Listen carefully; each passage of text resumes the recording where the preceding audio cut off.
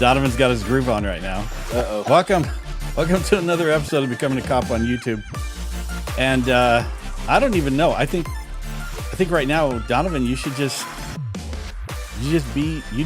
You just go ahead and dance. I'm always just Go me. for it. I'm always me. I wasn't expecting that. So we are live. Rob's here. Rob, here. how are you? I'm good. Enjoying life. Kind of. Are you tired? A little bit. A little bit. Another full week. Yep. You are in your 40s, right? Allegedly. Yes. Allegedly in your 40s. So You're in your and 70s, right, Ken? you Or 60s. wish. You know what? I love the cop humor. I love all the old man jokes, but I want you to remember something. I've been collecting my pension for 23 years, and you have a little bit to go to get there. I'm a little bit. So That just makes you even older if you've been collecting your pension for 23 years. no, it just means I retired early. Sure. Saying the same thing. But yeah, I don't actually. Rob asked me, "What did I do today?" And I go, "I don't have to do anything. I can do whatever I want." So everybody was on a day off. Donovan, how are you doing? I'm great. I'm not tired. I'm good. I'm fantastic. Rob, And you go I'm running. I'm retired and I collect a pension too, but I'm not tired. There But you you go. haven't stopped working yet. So you're I on. haven't stopped yet.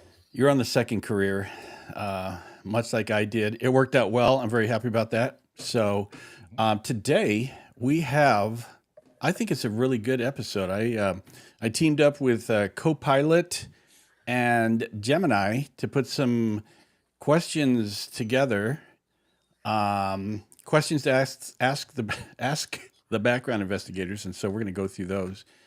But I think I started out with 20 questions, and I think I ended up with maybe 30 questions, and they're pretty good. But we may get to them all. We may not get to them all, but we're going to answer as many as we can. And do you guys have anything before we get started on these questions? Ready to There's go? some very good questions, I think. I think so. So I'm gonna throw these questions out there, and I'm gonna interview Donovan and Rob, and I might throw something in there every once in a while. But for the most part, I think between the two of you, you got the answers on this. And are we ready to go, gentlemen? Always. Okay. The am I disqualified questions. These are the good ones. Number one, substance use. I smoked weed a few times in college. Is that an automatic disqualifier, or is there a look back period? What do you guys think about weed nowadays? Well, I mean, California, you can't ask that question anymore. So, No. And I you mean, can't call just- it weed. true, you can't call it weed now. It's I mean, you're cannabis. not disqualified. I mean, I know some agencies are getting a little more lax, but there are hardcore drugs that, you can't ever use. Mm-hmm. Well, what about, so even in states that are legal, what if somebody, well, no, let's go with states that, aside from California, California you can't ask about cannabis questions, but let's go with states that either still ask about it or, yeah, they still ask about it. So what happens if they smoke weed 1,000 times, 2,000 times, 5,000 times? Does it make a difference? That's a lot of times. Yeah. Nowadays, no. Really? Most states now and agencies are going giving them a year. No matter how long it is. Yeah. Okay. And I just want to preface that I have spoken to two psychologists, and they both said that when it comes to the psych interview, they have a problem Yep. with that. I can see that. Yep. So there's that. So just because they've loosened up the standards on weed doesn't mean psych has loosened up the standards. Right. on weed because there's some medical stuff involved. I mean, I think it's also like this is what I tell anybody, and I'm not a background investigator, never have been. Maybe it'll be one in the future, who knows? But context matters too, I think. Like it's not, like if you isolate the question, it's like, well, it's not, but context matters. Like if you've been smoking weed for 20 years and you're now applying, I think that would be more of an issue than, if you smoked in college and you're like 10 years since you last smoked. Yeah, I mean that obviously is a difference. So a lot of states or a lot of agencies they like to have a certain amount of time between. I've seen anywhere from 6 months to a year. Yes. You know. Agency I'm at, you can't have smoked from the day that you apply on. Really? Oh, You yeah. can smoke the day before you apply. Oh, so there's no distance from your last use. Yeah. Huh. Yeah, there's a distance. You can smoke the day before you apply, but then can't After smoke that. the day you apply. That's interesting because there's agencies like LAPD a few years ago. Well, I'd say a couple, 3 years ago. They took off when they took off the California Post took off the marijuana question off of the PHS. The chief at the time, Michael Moore, was heard saying in roll call that said it's applicants. We don't ask applicants about weed, but you can't smoke weed because it's federally against the law to use weed, and so the officers were held to a higher standard than the candidates were. Right. Yep. Yeah, because it's still illegal federally. So, if you're employed by LAPD, you can't smoke it because it's illegal federally. But I guess I would see it as, you can't currently smoke it, but if you smoked it in the past, it's no big deal. Yeah, I don't think it's any different. I don't think they look at it now any different than alcohol use. Nope. Right. You can abuse it, but and what does it matter anymore? Because hard drugs are like not a thing anymore, anyways. At some Which is- agencies, yeah. Absolutely crazy to me, but I won't. That's one of my pet peeves.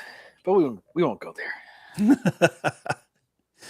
Number 2, financial history is a big deal for police departments. I have a few late payments. Emphasis on late payments and a low credit score. Will bad credit knock me out of the running?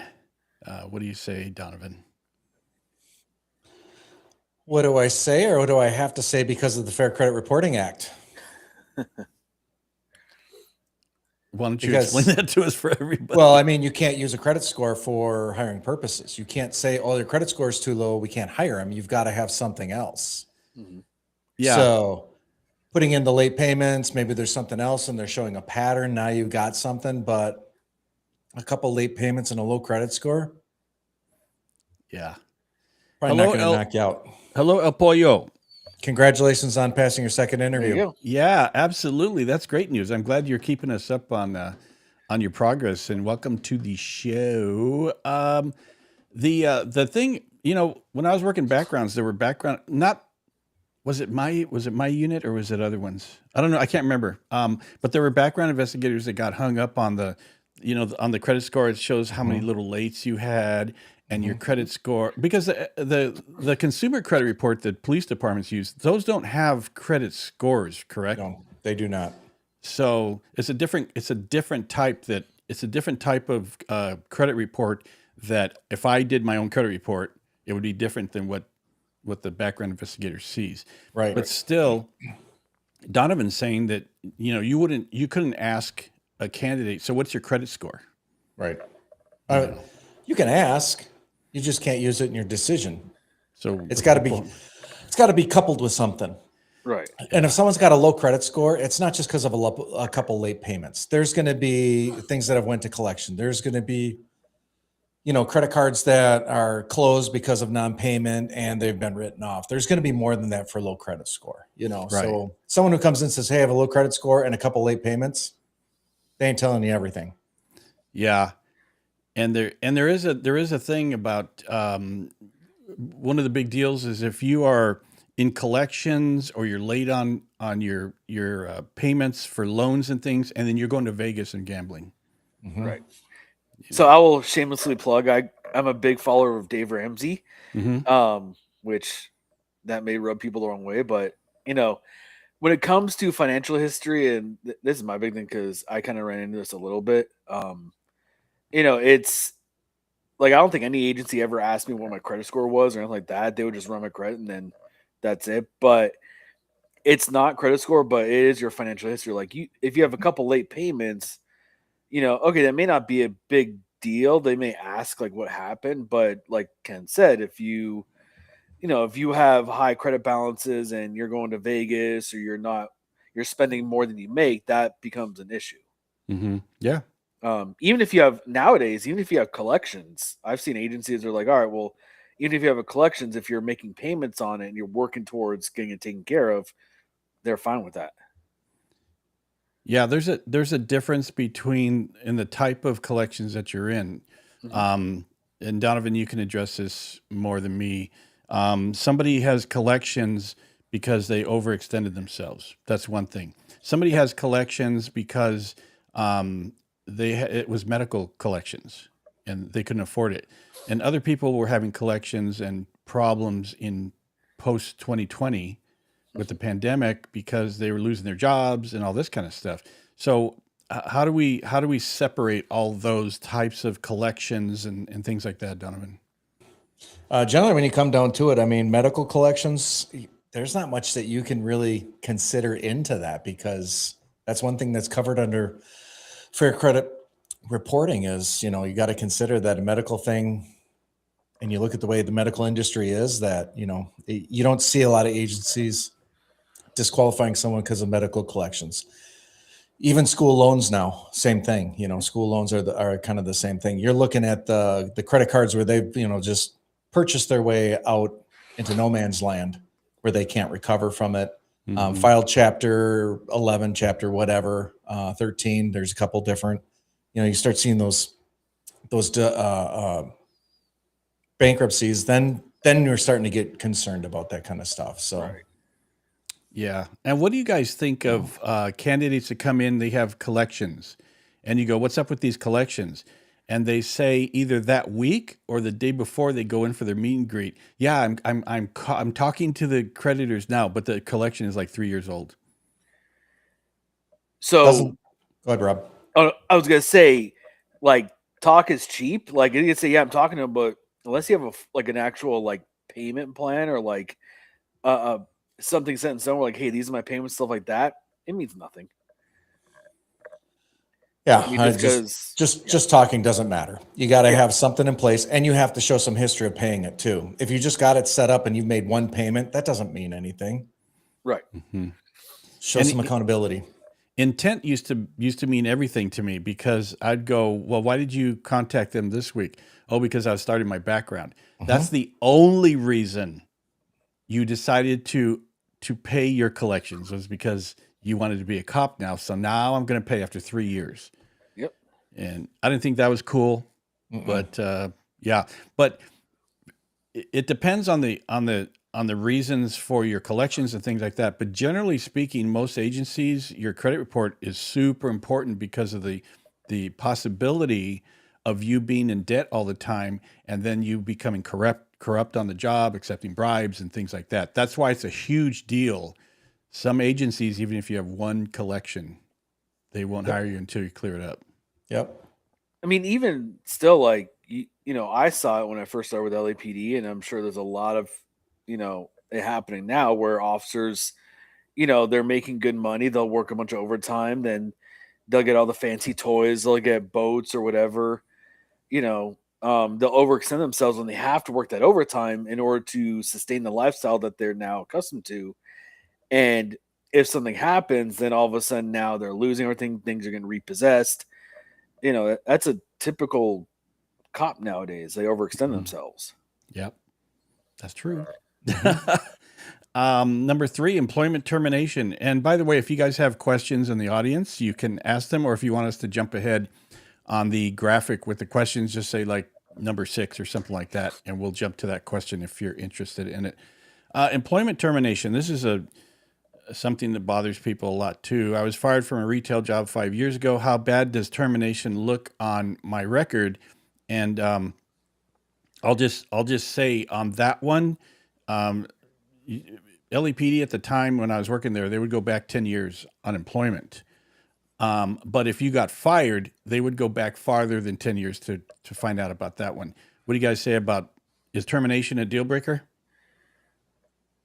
I mean, I don't think so. Depends. What's the termination for? Right. That's what it comes down to. And what did the candidate learn in those 5 years from that termination? Did they learn something? I mean, if they got fired for showing up to work late all the time, and now over that next 5 years they've corrected that action, they've learned from that. So that's different than being in a fight with a supervisor, either argument wise or whatever, and then you show pattern then after that over those next 5 years that you're quitting jobs because you're not getting along with your supervisor. So it depends upon what you're fired for. And I always say, what did you learn from it? What can you tell me that you learned, and how has your behavior changed? Show me your behavior has changed. Yeah. And there's a big difference between getting fired for misconduct, theft, or something like that, and performance. For instance, I've had people that get fired, quote unquote, from car sales jobs. Yeah. Because they couldn't sell cars, and not everybody can sell stuff. Right. So, so it really depends. But termination, not necessarily. A lot of agencies, if you get terminated within 12 months, they like to see 12 months of good employment. And it doesn't have to be, Donovan, you can address this as well. It doesn't have to be 12 months with the same company, but just 12 months continuously good employment without getting fired and written up and all that. Yeah. I mean, we still look at consistency though in a job pattern, Right. Mm-hmm. Again, if I have someone who over the 10 years, they've had 17 jobs, I'm a little concerned that they're not going to be sticking around, Right. So, show me, if you can show that you've corrected your actions in 12 months, that's good. yeah. So you can turn it around, but just a termination on its own is no.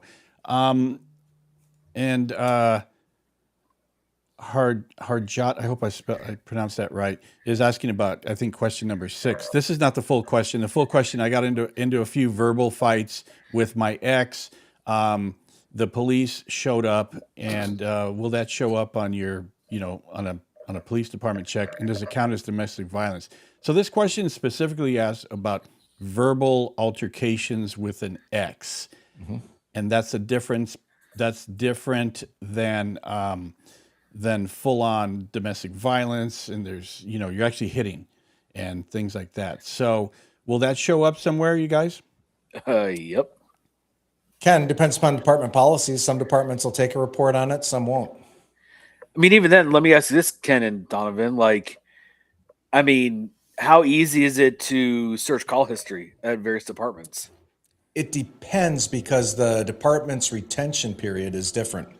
I've seen some departments hold their CAD for a year. Some departments hold it for 3 years. So it all depends on that as well. Yeah, and it also depends on how the agency does their record keeping, because I've had departments report back if someone's been named on a report. They've sent me information if somebody was called to an applicant's house, the call log, and they've also I've also seen where they reported if they do an FI card, a field interview card, where they talk to somebody on a traffic stop or something else and they put their name down. Those go into a system too. So it really depends on the agency. Right. But I would highly suggest that if you get stopped or talked to by the police and you remember it and you go, they didn't really write anything down or something, screw that. You need to just close that stuff, man. Yep. So I hope that answers your question. Let's see here. Rob. Yes. Do you remember the letter I showed you, the one from the jail you mentioned risk level? I don't know what that is. Oh, wait. I think I remember this one. I'd have to look it up. I don't remember. Actually, I could probably look it up right now. Now I know Well- who it is talking. Well, you're doing that. And he asked, can you explain more about that? The letter. So we'll find out. Let me look it up, and I will. Let's Okay. see. While you're doing that, Donovan, let's go to number 4. Juvenile records. I have an old expunged sealed juvenile record, specifically speaking to juvenile records. Do I still need to list it on my PHS? Yes, because we are looking for 100% truthfulness during the background. So we need to make sure that everything is mentioned through the whole process. We're always going to ask about that. Now, some agencies will ask from a certain age forward, since you're 15, since you're 16. So be aware of that. But I mean, even if it's expunged or a sealed juvenile record, you still got to talk to us about it. And people say, well, it's expunged or it's sealed. Well, yeah, the court case is, but if it's serious enough, a department still may have that report. So you got to keep that in mind as well. So yeah, disclose that stuff. And Normally it's not a big deal. If it's gotten expunged or it's sealed, it's usually not a big deal. A lot of candidates get confused about the duty to disclose because just because something's sealed, you may not have to. If you didn't get convicted or blah blah blah on a civilian application, a lot of states have where you don't have to disclose unless you're convicted of a felony or something like that. I can't remember what it was. Yep. But for police backgrounds, it doesn't matter if it's sealed or not. You still have to disclose everything. Yep. And as far as juvenile records go, what's the deal with juvenile records? Because in my recollection, they're not accessible by just accessing, running a record on a courthouse. No, I have yet to get a juvenile record back from a court. Those are mainly just from police departments. They'll send over the juvenile records. Yeah, and so it depends if you have a sealed record, and even as an adult, you still have to disclose it. Yeah, and the funny part is, police department will normally send over the juvenile record, and even though I'm a law enforcement agency asking for it for hiring purposes, some of them will go ahead and redact the name. Yeah, even though. And I'm just like, oh, I know who the name is. Thank you for redacting it, but that's funny when they do that. Rob, what do you got? I'm actually talking about right now, trying to figure out which. Okay, so it's what I was thinking of. It's wasn't necessarily about a risk level, but it was just talking about final review after a polygraph. So it, from what I remember from it and looking at it right now, it just, yeah, essentially. Okay, now he's reminding me what it was about. So he was not selected after it looked like a poly. So it's like risk levels, like, how should I put it? I think it's not necessarily a risk level, but more so stand out among other candidates because, and I've dealt with that a lot being non-selected. It's like, all right, you're not necessarily disqualified, but when it comes to risk level, like, more of a sure thing. Other candidates might be more of a sure thing, or, less of a risk of them actually making it, failing out of the process or failing out of the academy is what we were kind of talking about. Because like you may have two candidates and both look good, but let's say one has a riskier, employment history or like has more jobs than the other one. A department might see that person as more of a risk, or right. higher risk level, so to speak, than the one that has, been in the same job for like 10 years or whatever the case is. Mm-hmm. That's what we were talking about. Yep. Donovan has spoken. He said, "Yep." Yeah, that makes sense. It does. I mean, two candidates, one position. You're going to go with the safe bet, right? Yeah. And I've said many times, background investigations are risk management, and so it fits right in there. Essentially, you're basically doing a background, and the decision the department's going to make comes down to, hey, who do we think is going to be the one that's going to make it through not only the academy, but field training and also stay with the department, because they don't want to hire somebody who they think, all right, like they're going to leave after 6 months, or they may not make it through the academy. Okay. So yeah, all that's true. Yes. Number 5, driving history. Experience. Driving history. Where is our favorite person that usually comments on this? On driving He is- history? Yeah. I'll tell you afterwards. Oh, okay. My driving record has 3 speeding tickets and a fender bender. Will a poor driving history disqualify me? Ooh, loaded question there. What is your answers? What are your answers? How long ago? How long ago and how serious were the speeding tickets? Like, if you got a ticket for reckless driving, may not be a good thing. I think that driving history is one of those things where it's cumulative, Mhm. and there are dates. I'll give you. I'll just for instance, because you guys can weigh in on this. The old LEPD, and I always say the old LEPD because I'm too lazy to look up the manual. I mean the background manual.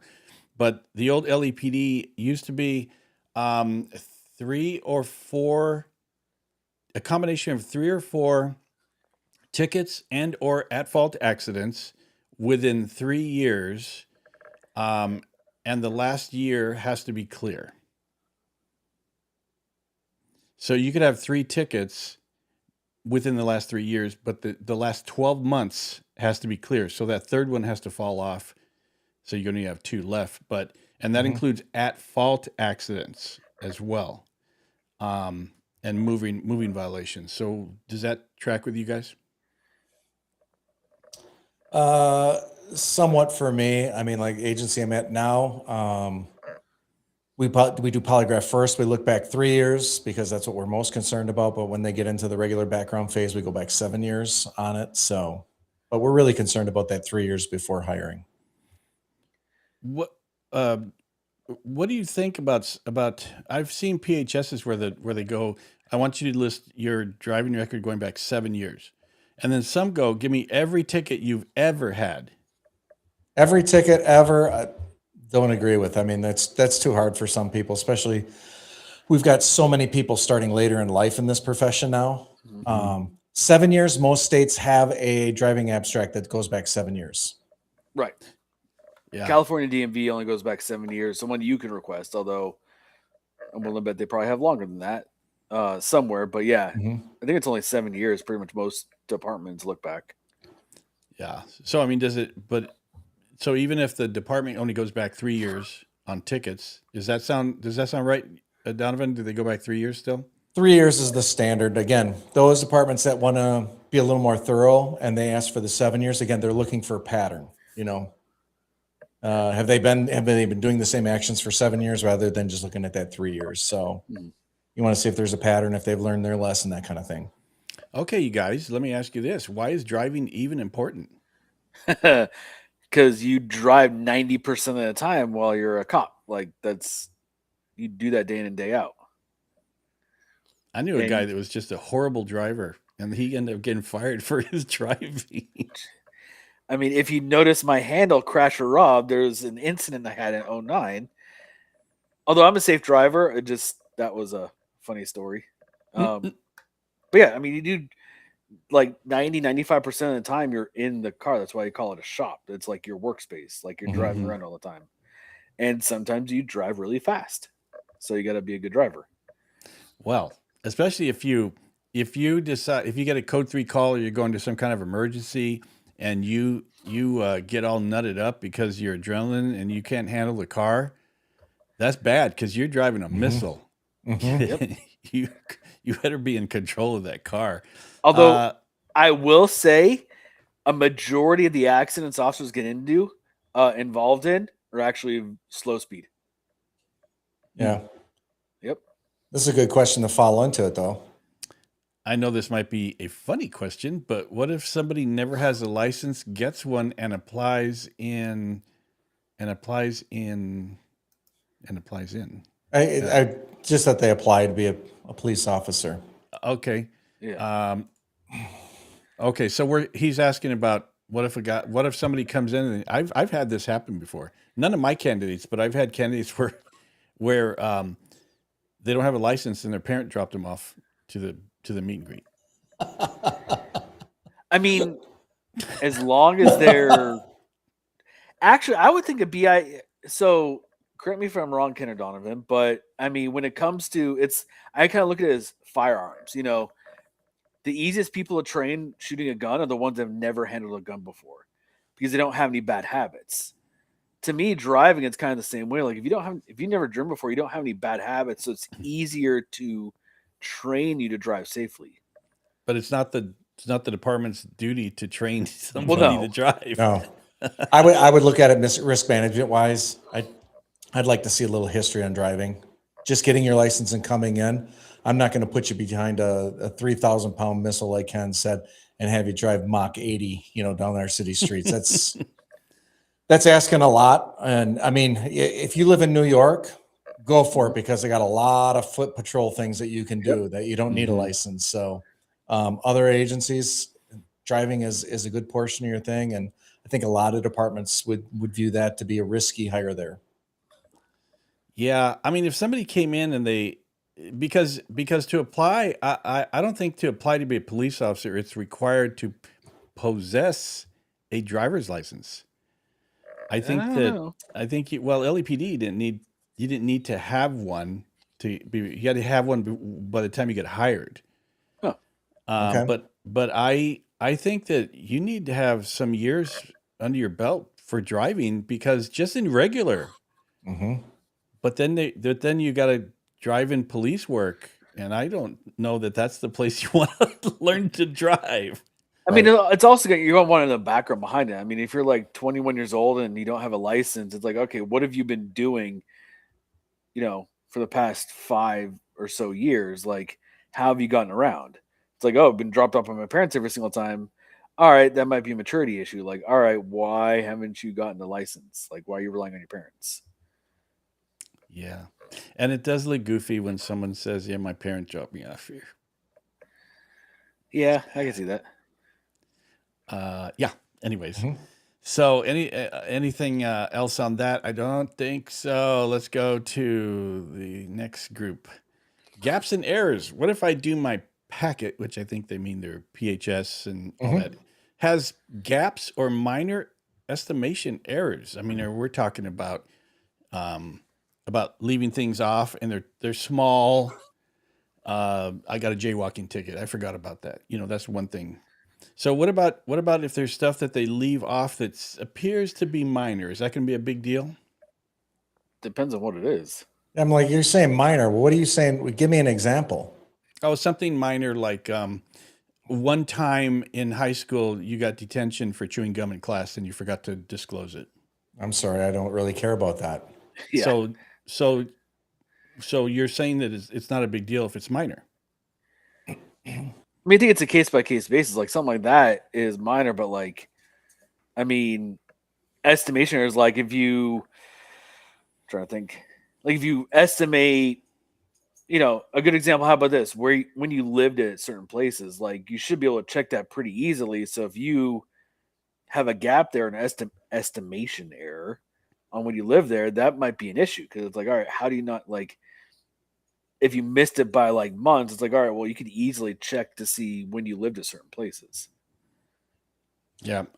Go ahead, Donovan. I always hesitate to even comment when you use the word minor because I've had people come in and what I consider minor and what someone else considers minor is two completely different things. Where I've had people come in and say, "Yeah, I didn't think you needed to have that information Yeah. Ooh, because it was minor." And it's speeding or it's tickets or it's a contact with a law enforcement officer. I mean, I had that where someone came in. I said, "Hey, talk to me about this report that came in that you had contact with a cop, whatever, when you were juvenile. Oh, that was sealed. You had no business knowing about that." Well, that's not minor, but he felt it was minor. So that's why I don't like answering that. Oh yeah, it's just a minor thing I'm not worried about because everyone has a different definition of minor. Yeah, and I think the estimation question is something like estimating when you worked at certain places, the years and the months and things like that, where it's not exact because you Right. decided you didn't want to check with the employer and find out what the exact dates were if they had them, And so you go, I think I worked here, there, and blah, blah, blah. And the Well, other one, the other one too with estimations, and me and you talk about this, Ken, all the time, is when polygraph examiners and background investigators get wrapped up on how many times did you use marijuana? yep, or any drug where you Any drug. Yeah. And It just drives me nuts when people want to nail you down to a very specific number. yeah. And I have yet to run into somebody that actually kept track Right. of how many times they used weed. Right. That's why when I do it, I always give, can you confidently say you have not used it more than this? You know, and then people feel more comfortable. Then they're like, oh yeah, I can say I used it less than 10 times, less than 20 times. You know, because these approximate, I used it about 5 to 10 times. All of a sudden when I'm talking to them, they're like, well, no, it might've been 20. No, it might've been 30. I'm like, you said 10 times, you know, so Yeah. those drive me nuts. So don't get hung up on the on trying to get exact numbers. Get a number that you're comfortable with, that you'll be able to pass the poly, but don't go crazy. Like, I think it was maybe 25, so I'm going to put 100 because I know 100. You know, don't go nuts on it because it'll could affect your background. But yeah, when it comes to estimation, try to as best possible to run the math and see if it makes sense to you. Right. Employment references. What if a past employer refuses calls or gives a bad reference out of spite? That's never happened. Never. I mean, I've had past employers either not get back to my BI or not even remember I worked there. But then again, so this is actually kind of not my pet peeve too, but so I used to be in the real estate industry. Like, I worked at a bunch of different offices, and real estate is different from a W-2 company, whereas like W-2 you have personnel package, like it's more structured, whereas real estate's kind of like fly by the seat of your pants kind of thing. So like I had issues when my BIs were doing a background on the real estate companies I had hung my license with, because I never went in the office. Mm-hmm. And so they had a couple issues with it because they're like, well, they didn't say they don't remember you. I'm like, well, yeah, because never went in the office. Like, I maybe saw them twice. So it's not like coworkers, like I was actually close with anybody or even had their contact information, because we weren't like working together, so to speak.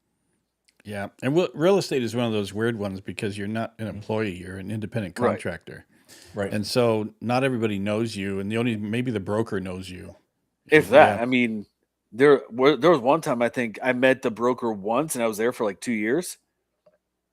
She never, Yeah. I mean, she'd be like, And who's he? And some real estate firms, they have 100 real estate Yeah. agents, Right. and the broker may not even know who you are.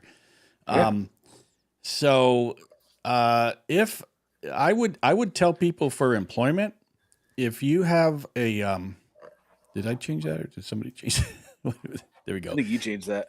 Okay. If you have an employer that you think may be badmouthy or something, I would highly suggest, even if I think there's only 11 states that have laws that say you can go look at your employment file, but there's nothing wrong with going to an employer and go, hey, can I take a look at my file? I want to see if there's anything in it, because you want to know everything that's in there. And with regard to this question, some employers, they'll be pissed off at you, and you'll leave, and then after you leave, they put some kind of negative thing in your file that you didn't even know about. So it doesn't hurt to call and ask if you can see the file and see what's in it, And get a copy of it. Right. Yeah. See if they'll do that. Ask me how I know that. How do you know that, Rob? Oh, let's just say I had a former employer say something to the current department that was not true. Oh, I'll just leave it at that. interesting. That happens too. Yep. So try and be nice to your employers and have a good relationship with them when you leave. And that's why it's a big thing. When you're working, get to know your coworkers, get their contact information. I put more weight on what a coworker says than what an employer says, because the coworkers rarely ever hold back. They'll let me know if you're the laziest worker on the shift or anything like that. And So I rely more on that. If I got an employer or a supervisor say, "Well, company won't let me say anything," I call the coworker on their private number. They don't care. They're going to tell me everything, Yep. Yeah. which works out well. And there are states like California that the employer doesn't have to talk to you. Mhm. So I tell the candidates, get me the cell phone numbers for any bosses or coworkers that you want to talk to. And I talked to a company, a big company. Everybody would know the name of the company. And I talked to them, and the HR was they come out and they're all rude to me. Mhm. Like I'm not doing anything. Just can I look at the file? We don't do that, and blah blah blah. And she was rude, and so I said it's okay because I'll just have the candidate look at the file and he'll get his copies. And then I called the candidate, says give me some cell numbers of your coworkers, and they did that. And I just bypassed the HR altogether because Yep. what a hassle. Well, now, Ken, we talked about this before, but maybe you can tell me with the work number becoming more prominent, more businesses going to that. Does that Yeah. satisfy the California law if you get your account with work number and they provide you whatever records they're given from the employer? Does that satisfy the law? There's no law that says that they have to talk to a background investigator, but for the purposes of the employee, Mm-hmm. they have a right to review their file. So just Right. doing the work number where it says they worked on these dates, this is their salary, and this is their termination date, that wouldn't satisfy the law because they're allowed to look at the actual file. Okay. All So, right. and I encourage anybody in California, those other 10 states, to go look at your file, man, because if it's accessible, there's Yep. and these ones where there are companies that keep really detailed records, and I've gone into these companies, they're well-known companies, and there's like 5, 6 write-ups. Mhm. And then the candidate goes, "Oh, you know what? I didn't know that. I forgot." That's not good enough, man, because you had Yep. every right to go look at the file and write it all down to your PHS, and you're too lazy to do it. Now you're a DQ. Well, and even if you don't live in one of those states, go look at your employee file. Get a copy of your employee file if they'll let you in whatever state you're in. Even when Yeah. I was in law enforcement, every couple of years, I would look at my employee file because things get misfiled, things get put in Yep. your file that don't belong to you. Keep an eye on it. It matters down the road. Yeah. And you know what? Way back when, Rob, LEPD used to have this thing where they had comment cards that a Oh yeah. supervisor might write, and they didn't Yep. have to tell you that they wrote a comment card. Really? Well, back then, and maybe it became an issue I mean, now. if you got a comment card, you had, at least when I was there, you had to sign. Like, you got a comment card, you had to sign acknowledging you received it. I think when they first started, they didn't have to do that, and they could just insert them into your file. Now, Without we'll say telling you. so. Comment cards. So the way LAPD works is you have a divisional personnel package, and then you have a department one. So department's held at headquarters, division office, or whatever division you're at. So like the way it works is that if you get a comment card, it'll stay with your divisional, but then it gets like after 6 months or something, it gets tossed. Mm-hmm. That's good. That's the way it should be. But I don't trust HRs at all, or I don't trust I wouldn't. bosses. Nope. You know, neighbor checks. How far back do you go checking neighbors? And what if I don't know them? Oh, this is a good question, AI. Mm-hmm. What do you say, guys? I mean, I've only had them ask what my current neighbors were. I guess it Yeah. depends. I mean, most people don't know your neighbors, which is crazy. Yeah, nowadays. It's like you don't know them. All right, well, guess what? You're gonna get to like knock on the door, say, "Hey, you know, I'm next door neighbor." Yeah. What do you say, Yeah. Donovan? Yeah. I mean, I've only ever just checked with the current neighbors, but I mean, I've had people who live out in the middle of the country and their closest neighbor is, 5 miles away. They're like, I don't have any neighbors. I don't know my neighbors. And seriously, someone living 5 miles away, are they going to give me anything, any good information? Probably not. So, I mean, there's always those outliers, but we'll always check with current neighbors. We'll always, like Ken, you talked about, on either side and back on, across the street. We'll always do that. Whether you say you know them or not, we're going to do that. But try to, if you know you're going in the backgrounds, try to get to know your neighbors. Yep. At least Yeah. go over and meet them and say, hey, you know, you may not want to tell them that you're going to be a police officer, but just say, hey, someone might be poking around asking about me because I'm applying for a job. Yeah. Let them You know. say, So hey, I'm it's- applying for a job with the city. yeah, there you go. And Donovan's 100% correct, and so is Rob, in that you need to go and introduce yourself to your neighbors, especially if you live in a residential neighborhood where it's houses and things. Just go door knock your neighbors. Say, hey, the background investigator might come here and knock on your door. I'm the one they're talking about. And the thing about neighborhood checks is, if somebody talks to a neighbor, they don't. It's not about bad mouthing you. If they say, have you seen how's the candidate's driving history? You hear any yelling? Is there loud music or blah blah? Do they have loud parties and things like that? It's just as good if a neighbor goes, no, they're good. They've never had any problems with them. They're quiet. They're respectful, and they say hi and bye. That's as good as somebody who actually knows you and has you over to their house for dinner. Because if they don't say anything bad, then you're good to go. Yeah. Right. What about apartment complexes where, they're down the hall or whatever? Do we talk to neighbors there? I do. I would 100% think so, because your apartment complex, like, you got thin walls. So whatever you're doing, your neighbor's going to hear. Okay. Yep. And then, I mean, if you have a crazy neighbor, which seems to be becoming more common, Yes, it is. make sure your background investigator knows. I did deal with that, and thankfully the candidate told me, hey, my one neighbor, off the wall, bonkers, yells at me for anything that I do. Great. I said, I'll go have a conversation with him. And man, he lit me up about this guy, and I just kind of laughed a little You bit already and knew said, about it.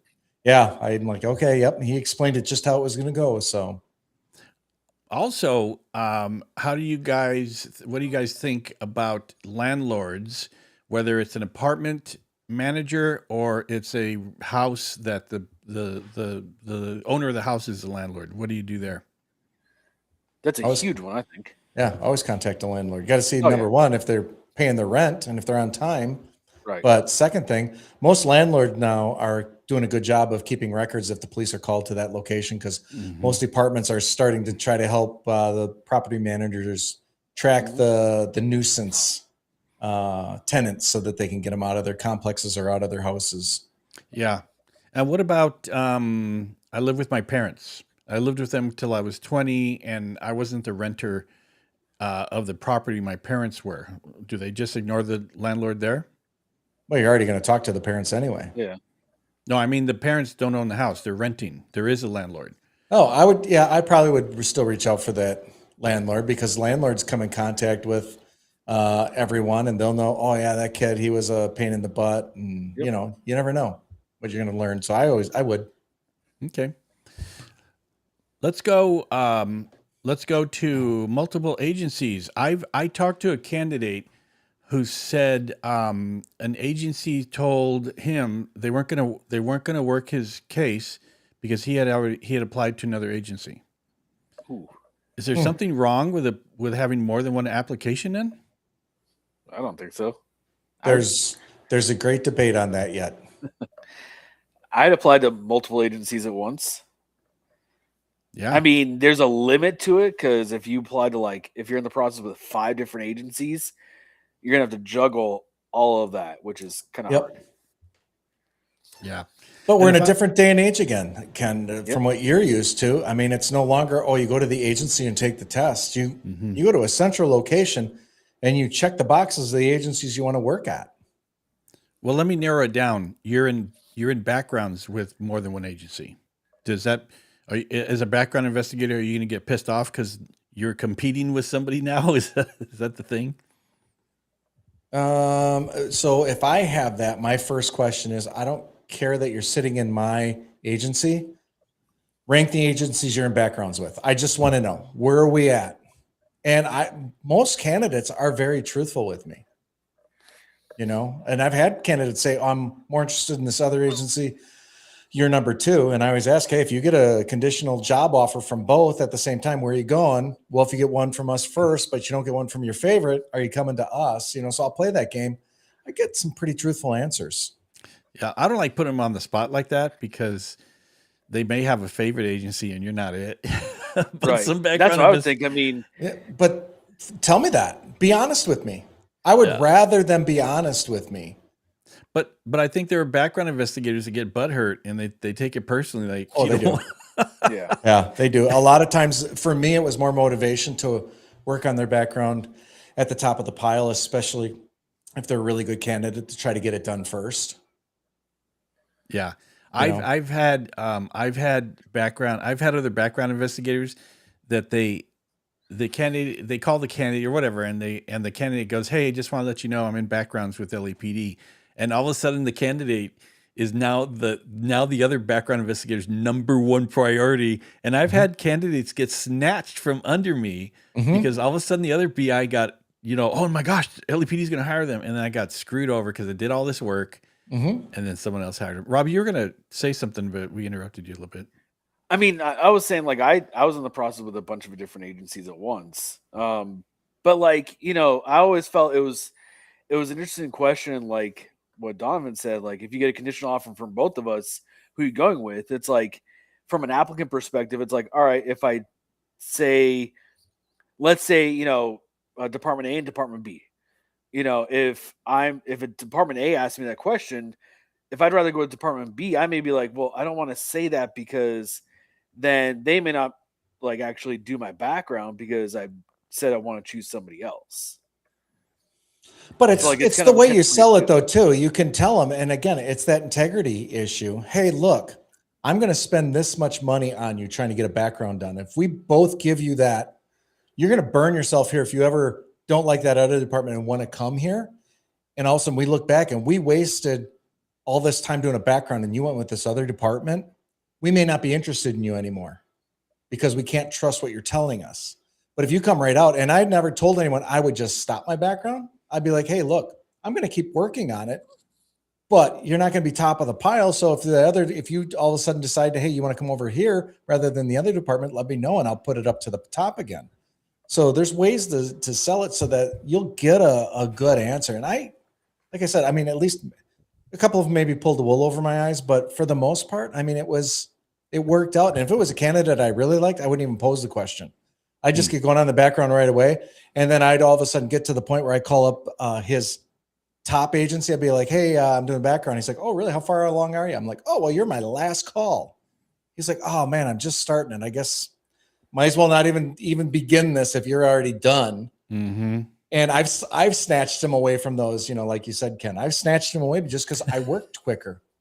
Yeah, that's a bummer for BIs. But hey, it's a competition sometimes to get especially some of these now candidates. Yep, especially now. So the answer to the question is, it depends on the BI. I wouldn't care, and sometimes it lights a fire under some BI's butts because now they're, instead of lollygagging, if you got a good candidate, you better work them. So sometimes it puts them in competition. Sometimes they get all pissed off and they don't work your case, but I think that's not the norm, personally. I hope not. So how long, number 11, how long does it take for the average background investigation taken from PHS to final decision? Man. Do you want to hold on? Are we talking a good, thorough background investigation or the kind that chiefs want? I think I'll go with the good, thorough background investigation. Yeah, I think a good, thorough one is the best. I don't see any other background investigations. So, that's because you aren't doing them now. There's a bunch of shortcuts going on. And so, what do you say about that one? What's the? I've heard some agencies are doing them in 2 weeks. So let me ask you, how long would a good background investigation, a thorough background investigation, typically should take? If you're just talking from when you get it to when you can actually wrap it up, I would say a good one, probably 3 months.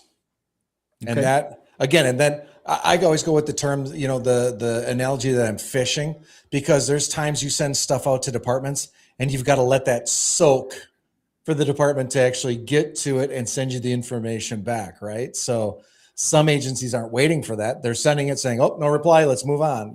That's how they're getting these 2 weeks done. Where really there's times that you've got to let those requests, even for references, sit for a couple of weeks before you start prodding them and all that kind of stuff. So to me, it takes some time. I think from the time it hits the background investigator's desk to completion, 30 to 90 days. But can departments do that nowadays? Absolutely. So why don't they? Staffing, training, not embracing technology. Okay. Rob, how long do you think? How long was your typical background? Of the few that I was in, I think. I mean, my current department got it done pretty quickly. The only hang up, I think they would have been able to get it done in under 2 months. The only hang up they had was waiting to hear back from LAPD. That was like the only reason why it took longer. Is because they're trying to get, because obviously it's out of state, trying to get my personnel package. Like it was a hassle for them. I don't even think they end up ever getting it, to be honest. I'm going to tell you though, if they're doing it that quick, they are submitting it without all the information. Just from my experience. I mean, again, it's one of those where chiefs are like, hey, just submit it. And if we get more records, they're still on probation, we can get rid of them. Which I hear that more and more now. Really? Oh yeah. We just read Reddit. More and more I'm hearing people, I got hired and all of a sudden they let me go because something came up in my background. Well, they're getting hired because the background was not fully completed. I mean, my first background, Ken, yours probably was the same. Mine was, I think, minimum 9 months it took at least for mine. I can't remember, but I remember, and Rob will love this part, is there was no email, there were no cell phones, there was no voicemail.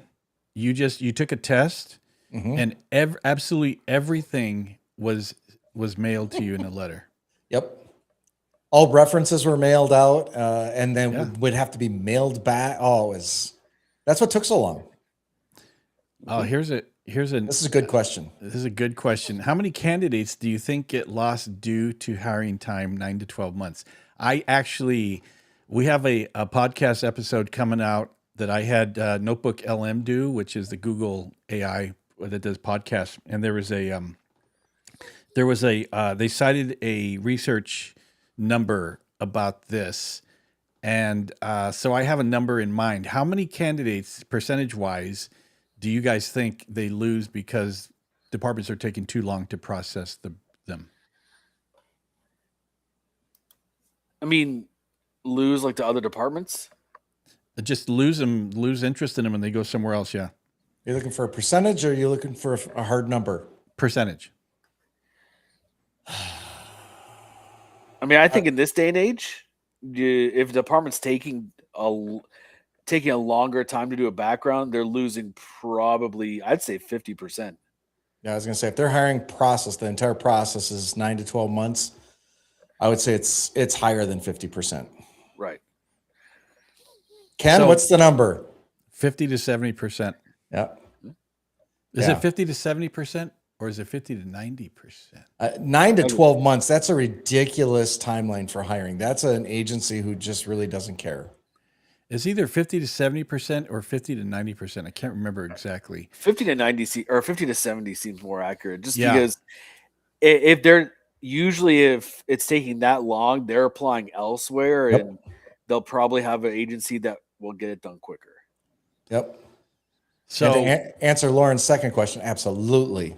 We are losing good candidates due to the hiring process taking so long. Yep. Yeah, it's a 50 to 70% is a correct number, and but that's a crap big number Yeah. to be losing because you're taking so long, and candidates are getting frustrated, and the hiring pool's small. Yeah. Mhm. The hiring pool is tiny. And here's another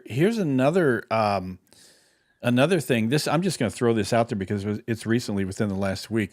This LA City Council budgeted, Mhm. I can't remember what it was, $15 billion or Yep. $13 billion, something like that, for the fiscal year 26, 27, for LAPD hiring and other stuff. The whole 15 billion isn't for hiring. But Mhm. what they're doing was they are 2020, following 2020 and the George Floyd stuff and all that, they had 10,000 officers on the books. Then as the years go by, defunding, blah, blah, blah, and the cops aren't happy and blah, blah, blah. So now I think they're about 8,700. Way lower than that. And so, yeah, it's probably lower than that. But with this new budget, they said we're going to hire 500 plus LAPD officers in the next fiscal year, which they won't be able to do. But that is, the mayor has said her goal was 9,500 officers. So they're saying with this $15 billion and the hiring push and all that, that they hope by the end of the fiscal year that they will have 8,500 LAPD officers. So what they're doing is their plan is to maintain a lower number than they are right now. I would say they have way less than 8,500. I'd say it's probably closer to 8,000. How But many? probably closer to 8,000 right now. Oh, wow. The number that gets thrown around a bit, I think, is like 83, 8,400. But that's just sworn. That's not like actually on the streets, which is, don't get me started on that. Right. I'm guessing that Karen Bass has some money invested into a cloning company, and that's how she's going to reach her numbers. Because that's the only way it's ever going to happen. You can't just magically get these applicants to appear and hire them. Well, it's not only that, but like they said the number was 510 officers for the fiscal year. So I think unless the numbers change, on average, LAP is losing about 60 to 75 officers a month, whether it's they're leaving for other departments, retiring, whatever the case, just leaving in general. So I mean, even if it's 60, you're looking at what, 720 officers a year that are leaving. 510 won't even keep up for attrition. Yeah. Yeah. And then just this last class they graduated, I think it was within a week or two, they graduated 23 LAPD officers. Yeah, 23. So that's one a month. I mean, But how is California Highway Patrol doing so well in their hiring? They I did something on that, and they God, I can't remember what the article said. I saw a quote from one of their commanders is that we we not only say we treat our employees right, we treat our employees right. You know. Yeah. And I think they're getting a better reputation. I mean, when you hear the Yep. news stories and things that they hired 2,300 officers in the last 2 years. Yeah. That's insane, man. Yep. That's more than 25% of LAPD in general. Well, That's yeah. crazy. But and you talk about like California Highway Patrol doing well. Can we interviewed, who was it that was from Michigan State Police? And when we were talking, I can't remember her name, but we were talking with her, and she told us that her academy class started off with 75. Wow. I'm like, where in Michigan do you find 75 people to fill a state patrol class? And LAPD is getting a class of 23? Yep. There's something definitely wrong. One of a friend of mine who's a sergeant at LAPD, he says the biggest recruiter of LAPD officers are other officers, and he said there's not LAPD officers are not recommending the department to go to. Right. Those are your biggest recruiters, are the ones on the street. They're going to do the recruiting for you. Yeah, and they're not. Right. Yeah. So I think that's indicative of the problem. The reason that LAPD is always on the radar is because you got the Olympics coming up, they got Super Bowl, they got World Cup, and they don't have enough officers, and they're going to have 8,500 officers, and they have to, in 2028, they have to field officers for patrol and the Olympics. Yep. So I don't know how that's going to work, but okay. Another question here. As BIs with no control over workload, do you emphasize empathize with candidates regarding how long it takes? Ooh, what changes can be made to retain quality candidates? Man, I got so many opinions about this because there's a lot of answers to it, but I'll let you guys because Rob was the victim of the slow pace of hiring, and then Donovan, you're a background investigator. So what do you guys, Rob, go first. What do you think? I mean, I think for me, communication's a big thing when it comes to retaining quality candidates. I mean, because there were times where like I wouldn't hear anything. I had no idea what was going on and had to reach out. And I mean, I think that it could be a combination of, BIs are overworked. They have too many people, but then at the same time, it's like, all right, well, if you have too many people, like should have more, I don't know. I think the BIs have no control over how to retain quality candidates because it's really up to the department and how they're treated. Mm-hmm.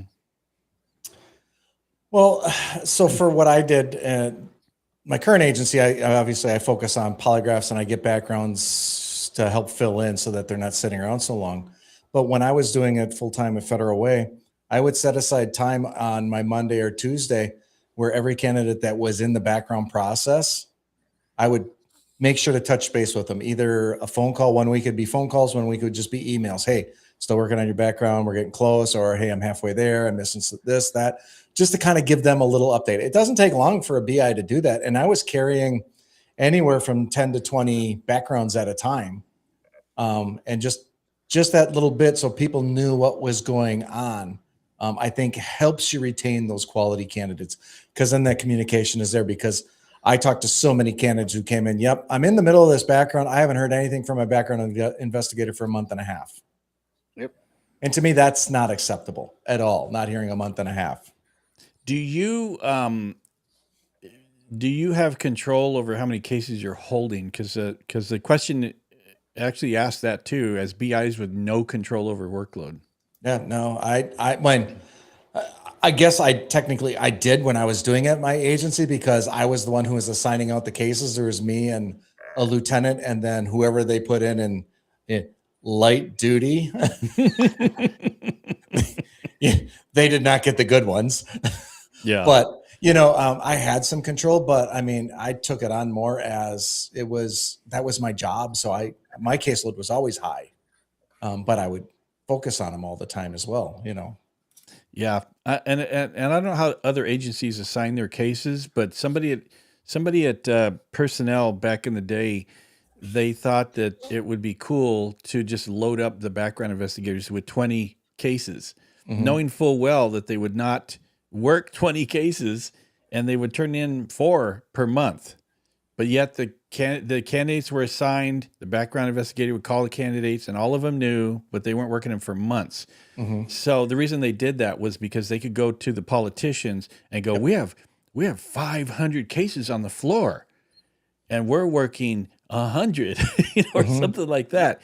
And so there's that.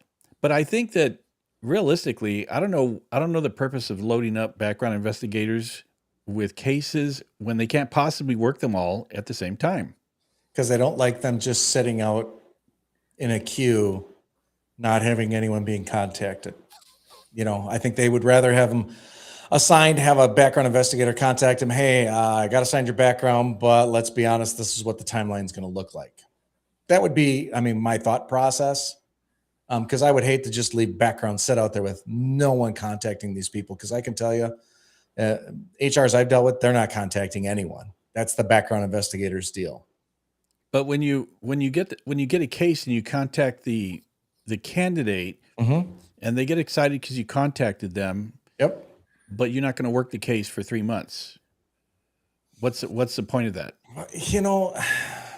It's hard for me to answer that question with, I guess, what you're saying, Ken, because you're not used to the whole, like the way that the new processes are going. Where so much, if I get a case, I'm going to start shooting. I mean, whether I can work it immediately or if I'm going to have to wait a couple weeks, I'm going to start shooting those emails out. So Right. something's happening, you know, so even when I get it, if I can't focus on it right away, something's going out, Well, you know, so the work starts. we're talking about the electronic part of it because Mhm. because the systems are in place now. But realistically, even though all those electronic things are happening, Mhm. what's the time? So let's say you have 10 cases. Mhm.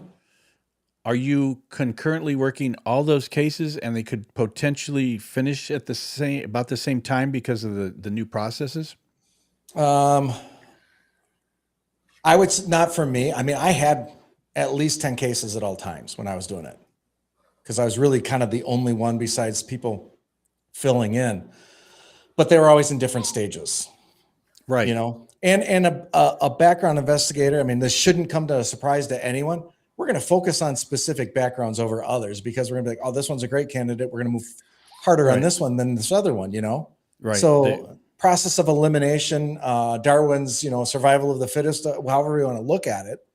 But I was just never one that liked cases just sitting with no one assigned doing anything with it. Okay. Okay. But Does that make realistic, sense? yeah. But I mean, to me, realistically, you can, as those cases are worked and the better candidates start rising to the top, the other ones start getting neglected because now you're focusing on the ones that you're going to finish first. Right. And so, I think I'm getting from you that it's an ongoing flow, It is. regardless of how many cases you have, because of the electronic nature of applications and checks and all that now.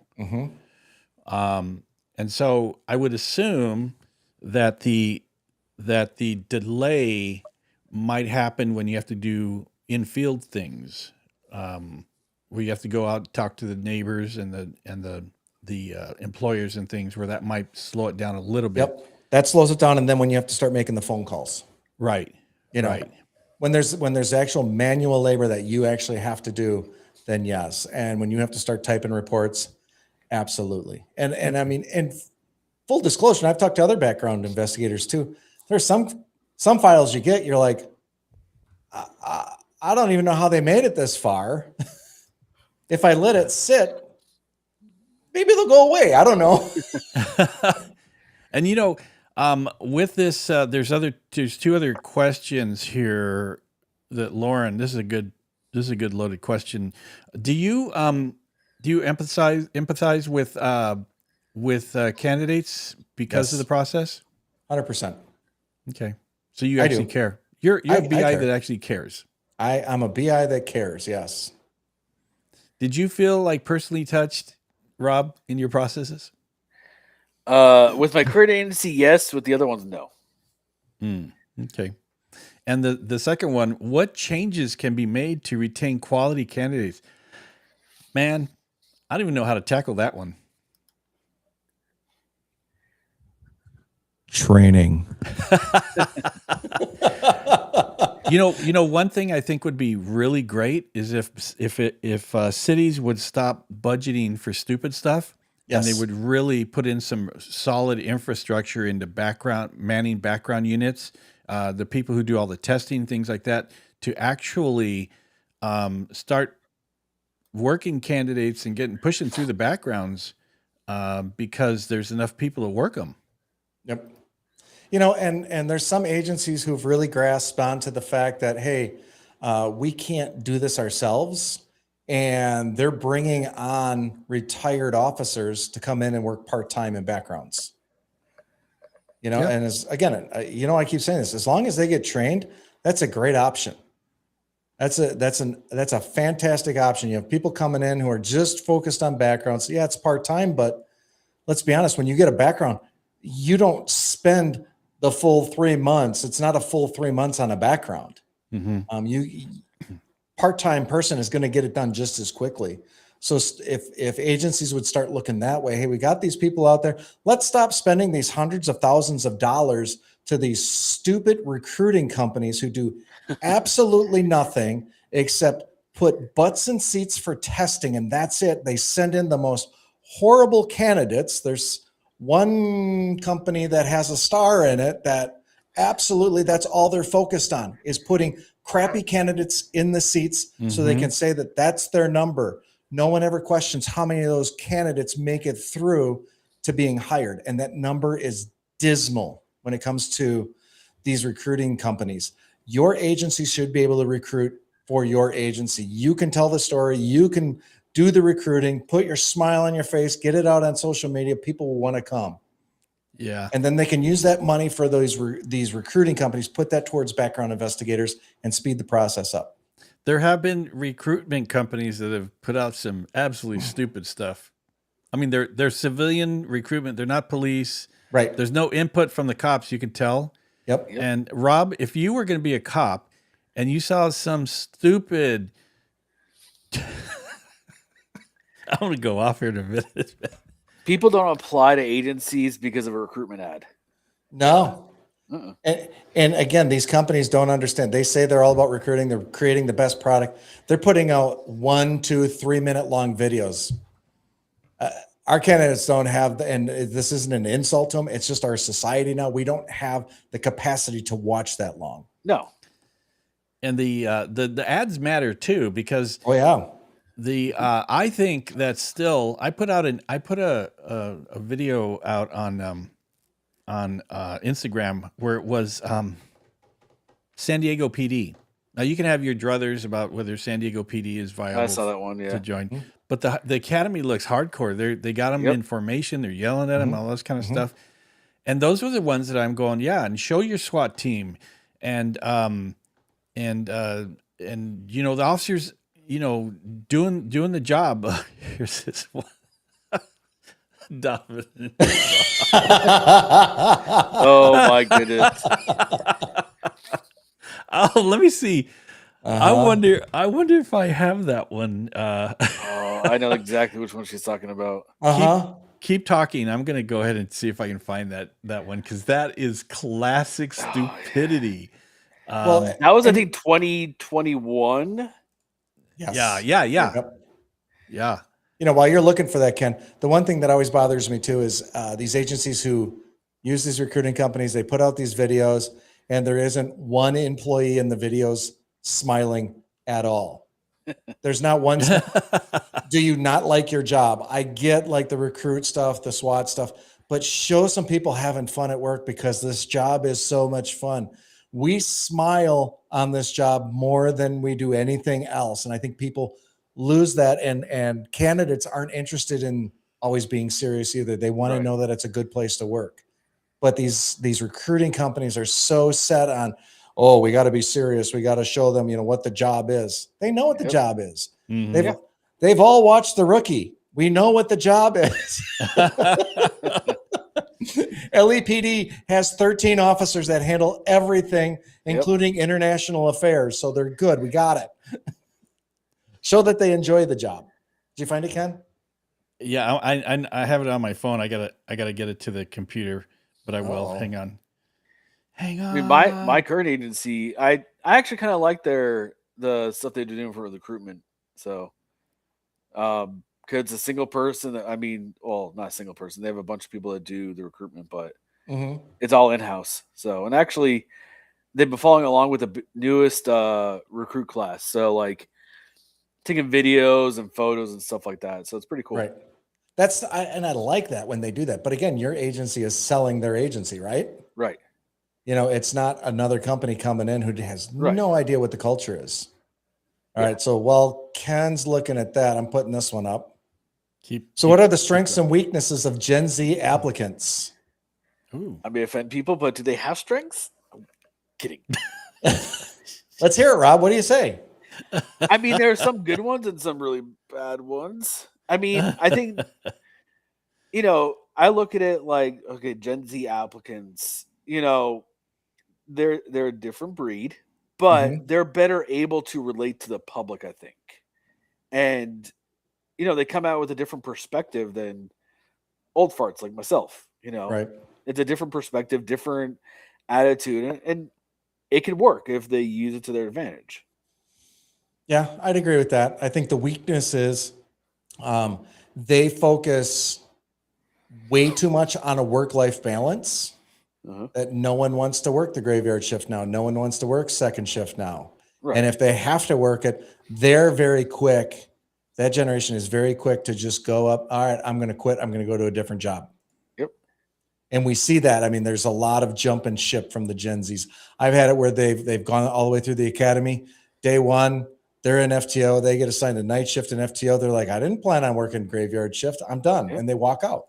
Yeah. So they have their strengths, but they have some really peculiar weaknesses. And that's the unfortunate part is, I think there's some great candidates, but they don't want to work a police schedule. Right. Oh my gosh, I'm dumb. Did you Hang get it on, yet, Ken? Keep talking. I'm on it. What more do you want us to talk about? Come on. Keep talking, man. You guys have to. I mean, if it's on your phone, can't you just like hold up your phone to the screen? I mean, No. I'll get it. Keep talking. Keep the conversation going. You guys are good. No, everyone's enjoying just staring at you, Ken, right now. Yes. Should I make Ken the big picture here right now? you should. I don't know why I didn't just send the picture over. You're so dumb. Make me the big. Donovan has control. Donovan, you're in charge of the podcast. Oh, there we go. Okay, I could make it. I'm not going to do it. There it is. There it is, right there. All right, he's ready to go. Ken's ready to go. Oh, Lauren's got something else. Well, Ken does that. All right, type faster, Lauren. How funny. Oh, Rob needs specifics on perspective of Gen Z. I mean, okay, so like current department I'm at, obviously I'm a lateral applicant, so but we're paired up with the, if you want to call it Gen Z. So I'll say actually my department's a little bit different. Most of the basic, new hires, the new class, they are military. So, a little bit different perspective. Mm-hmm. So I'll use my experience with the newest class that just started, a month and a half ago now. It's crazy. I would say the weaknesses, a lot of them are kind of timid. Mm-hmm. And it's like they don't want to get in trouble or they're afraid to make a decision where it's like, all right, just make a decision, deal with it, and like deal with the consequences. Go on. Okay, I'm going to question you on that, Rob. Okay. Now, is that a Gen Z issue, or is that an available applicant pool issue? That is a good question that I don't know the answer to. Because again, now I've heard a couple of people talk.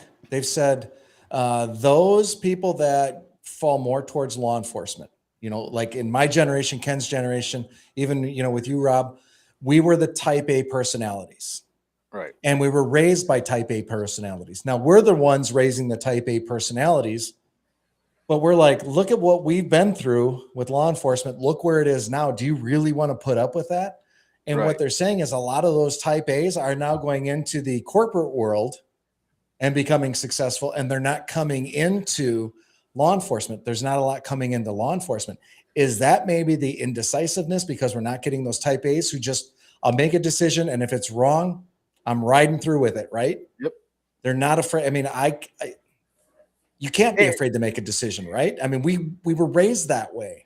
Right. But I know people that I grew up with couldn't make a decision to save their life, but they were never an applicant, a quality applicant for law enforcement. Right. Now that we're losing those type A's, is this an applicant availability issue now? I think it's a mix of both, really. Are you ready? No, hold on, Lauren. You really got my mind thinking on your questions. Thank you, because now now I'm going to sit awake tonight thinking that. It's good questions, man. I'm sorry I missed the other one. So, all right, let's see the guitar. Rob, this is 2021. I think it was around 20. If it's the one I'm thinking of, yeah. Yeah, 2021. Yeah, Because 2020 was George Floyd and all that. So right. So everybody knows this ad was put out by personnel department, not LEPD, but personnel was running the recruitment advertisement. yes. This is an actual This is an actual recruitment effort.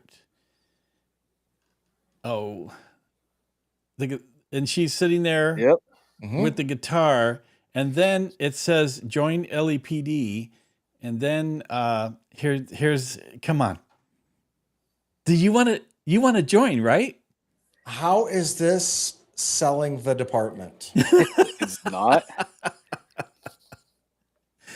Oh my gosh, I was busting up, and I was going, is this real? Is somebody like clowning us and saying that this is an actual ad? And so I went to the Joint LEPD Facebook page, and sure enough, they had it on there, and people were slamming them, and within a day, it was gone. They took it off. Yep. What a joke, man! That's just hilarious. But that was. Thank you, Lauren, for reminding us about that. Now she's coming in strong with a thought, and I like this. So what me and Rob are talking about sounds like a lack of life experience. I agree, but again, I think it comes down to an applicant availability pool, because we try to look at their life experience, but if that's all you got to choose someone. So, and then Spanish Dad. I saw this and I applied right away. Don't go yet. No. I mean, you're burning this up with some good stuff, man. This is thought provoking, because if you want to hear the real truth about hiring and backgrounds and stuff, me and Rob and Donovan, we don't have any problem bagging on whatever is going on that we think is dumb. Yep. I may not have a job very long, but I'm laughing too much tonight. That was too good. I'm glad that was brought up, because I completely forgot about that. Oh, how could you forget about that?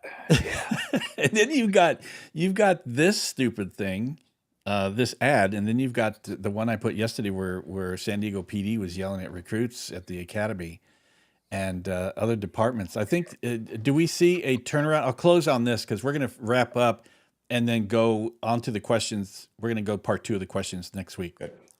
Because there's too many.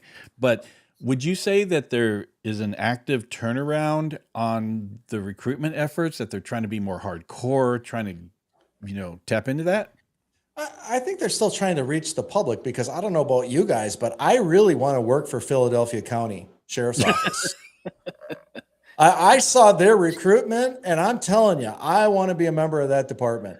And if there's anyone from Philadelphia County Sheriff's Office and you're working hard, I apologize, but how your sheriff did that is beyond me. What does she tell Donald Trump to bring the smoke or something like that? Something like that. And then it ends up in a dance, and Oh gosh. And the recruitment ads are, you know what? Now you got me going. You guys keep talking among yourselves. No, we're at the end of talking, Ken. Yes. I want to see if I bring up one of their recruitment ads. Give me 2 seconds, because I can do this one a little quicker.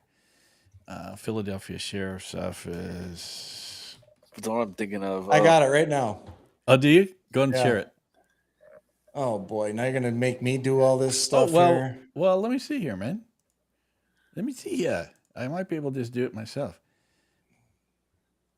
Oh, they have some recruitment stuff here.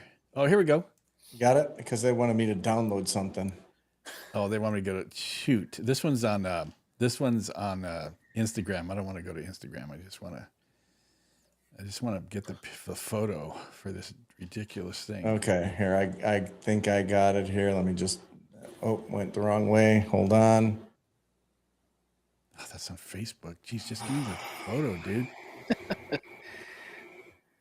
Because this one is classic. I think these are so funny. Here we go. Oh, the dancing one. Yeah, I don't know if it's going to give me the sound or not. You have to add it on there. When you share the screen, you have to say share the sound. But you guys, this is a recruitment ad. Yep.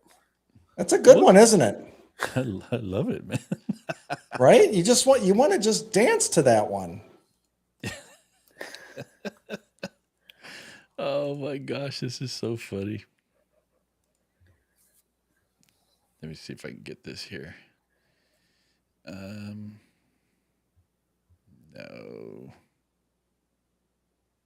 No. I'm not gonna be able to get the picture because they keep taking me to different sites. But they have a goofy ad process too where they look like they're kindergarten school teachers.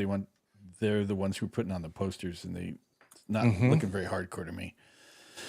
But at any rate, we're going to wrap this up and we're going to come back next week with part 2 of these questions. We hope you enjoy the questions. Oh, look at this. Wait, we have questions.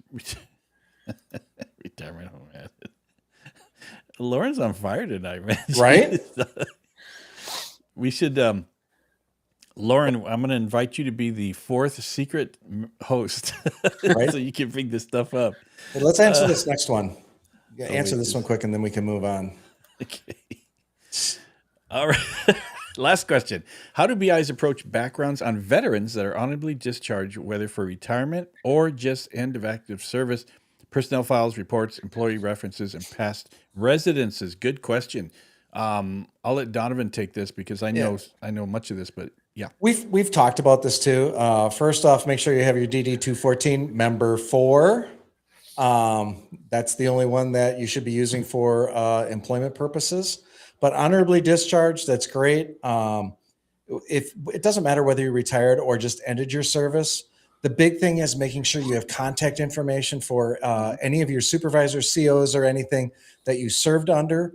Have their contact information. It's better if you have a personal email address rather than that military address, because a lot of times we get sucked into the abyss by that. And then people that you served with. Any of your fellow military people, keep in contact with them. You come in contact with so many people when you're in the military, and you have to have people you hang out with. Don't ever get rid of those names and addresses and phone numbers, whatever you have, because you're going to need those, because that makes it easier for the background investigator to contact them, get the full scope of what was going on in the military. If you're like, oh, you just have to rely on the records you get from the military, you're going to be waiting probably a year, because military works slower than a snail. Yeah. And just as far as residences go, if you're in the barracks, there's no landlord. No one's going to check on that. If you are on base housing, there's usually a base housing, I don't know what you would call it. It's like a landlord. There's a base housing office, and that would be good to get that information. Your neighbors are transient, so if you live there currently, the background investigator go on base and door knock your neighbors because you currently live there. If it's any more than 2-3 months, everybody's probably gone, so it's not going to be a big deal. But we understand military records and trying to get a hold of military coworkers and all that. So we'll work with you. But do the best you can as far as all that goes. But that's how that works. Yep. Good. Yeah. Donovan has all the information on that too. If you want to contact him at any time, just to get it, because I really emphasize supporting our veterans for police jobs, and we'll do everything we can. If you want to get a hold of me or Donovan, feel free. I will put up. I took that. I don't know why I took that off, but I'm at policebackground.net. And Donovan, where are you?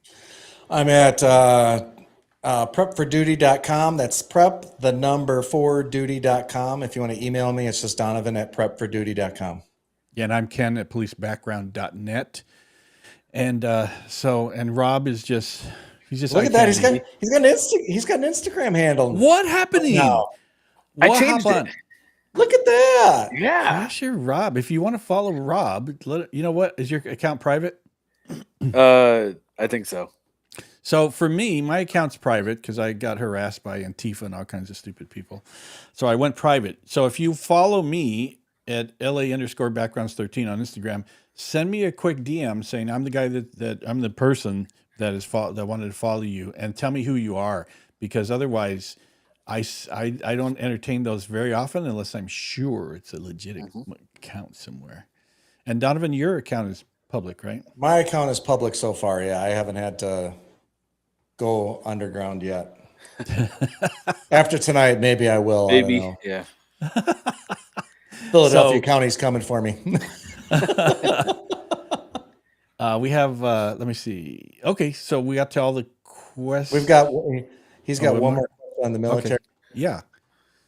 Donovan, go and take that one. So no, there's never normally a holdup on the backgrounds for people that are in the military. Normally, what a background investigator is going to want is some form of memo or letter from your CO saying what your anticipated term date is, so that we know what that is and what your anticipated discharge is. If it's going to be honorable, they can put that up there as well. That helps us knowing that, hey, you're going to be when you're going to be done and what we can anticipate on your DD 214. Because once you get your DD 214, then you'll have to submit that if you've already been hired. But I've hired quite a few people that still haven't termed out of their contract with the military, and they were just ready to go into the academy once they entered their service. So it works out good. Usually give a background investigator about 6 months to work on your background if you're currently in the military looking at coming out. That's probably a good timeline. That's what I found. Ken, anything different on that? No.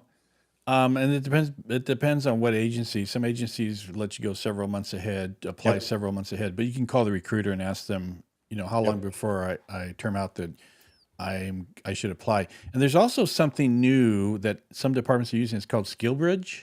SkillBridge, yep. And my department uses that. That's a good way to get your foot in the door. Not only SkillBridge, but there's some departments who use the GI Bill that you can actually collect on your GI Bill while you're in the academy and while you're in field training. It's all on the job training.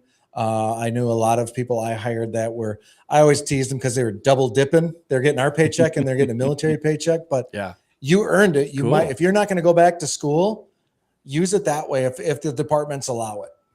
Yeah, and if one of your favorite department uses SkillBridge, apply Yeah. there because they're working for you Yep. to try and get you on the job. So that's always a good thing. Yep. And I just want to shout out to Nick. What's happening, Nick? Good to see you here, man. Thanks for joining us. This was a really lively event. What? I think we had a good time, and we're going to come back with part 2 of the questions next week because we didn't get to. I think we got to maybe half of the questions. We did. So other than that, do you guys have anything else to add? No, it's No. dinner time. It's dinner time. That's right. All right. We'll see you guys next week. All right, bye. See ya.